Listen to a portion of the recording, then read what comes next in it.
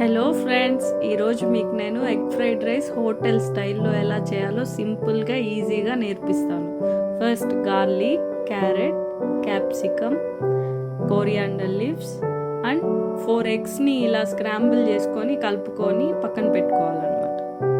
తర్వాత రైస్ ఒక బాండెల్ తీసుకొని ఫస్ట్ చాప్ చేసుకున్న గార్లిక్ని వేసి బాగా గోల్డెన్ కలర్లో ఫ్రై, తర్వాత ఆనియన్స్ వేసుకొని ఫ్రై చేసుకోవాలి. తర్వాత ఆయిల్ వేసేసి పక్కన పెట్టుకున్న స్క్రాంబుల్ ఎగ్ని బాగా ఆయిల్లో వేసి దాన్ని మాత్రమే ఫ్రై చేసుకోవాలి.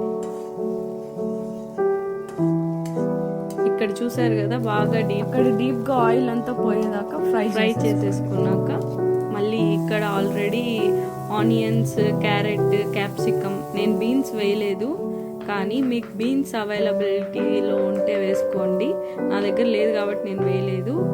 దాంట్లో కార్న్ అన్నీ వేసి ఇలా అవన్నీ ఒకలాగా ఫ్రై అయ్యాక మళ్ళీ ఎగ్ని కూడా కలుపుకోవాలి. తర్వాత వైట్ రైస్ వేసేసి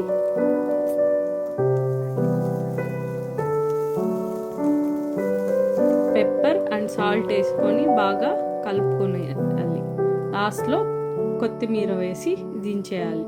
చూసారా, కానీ సూపర్ టేస్ట్ ఉంటుంది, ట్రై చేయండి.